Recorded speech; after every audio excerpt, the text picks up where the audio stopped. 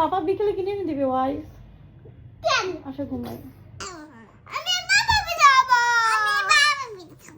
হঠাৎ ভর দুপুরে ওনাদের দুইজনের ভাপা পিঠা খেতে মনে চাইছে।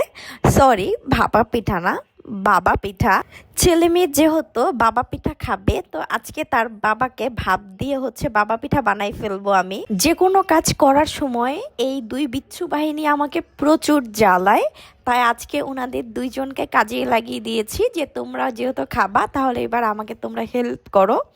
হেল্প তো করতে গিয়ে আমার ছেলে বেশি পানি দিয়ে কাজটা আরও বাড়াই দিছে। জীবনে সব কাজ পারি, পিঠাটা তো বানানো শিখতেই হবে। আমি মাল্টি ট্যালেন্টেড, এমন কোনো কিছু নাই যে আমি পারি না। আমার বাসায় আমি কেয়ারটেকার, আমি কুক, আমি বেবি সিটার, আমি এই বাসার কাজের বুয়া। মানে এই বাসার যত দায়িত্ব আছে সব কিছু আমার ঘাড়ের উপরে। সর্বোপরি এখন আমার জামাই সিঙ্গেল, আর আমি সিঙ্গেল মাদার। কেউ আবার ভাববেন আমরা আলাদা হয়ে গেছি। আমার জামাই আসলে মোবাইল নিয়ে প্রচুর বিজি থাকে, তাই আমি ভাবলাম আমি ভিডিও বানানো শুরু করি, যাতে সে মোবাইলের ভিতরে আমাকে দেখতে পারে। একবার যেহেতু বিয়ে করছে, ওরে তো শান্তি দেওয়াই যাবে না। কথা বলতে বলতে আমার পিঠাও প্রায় তৈরি হয়ে গিয়েছে।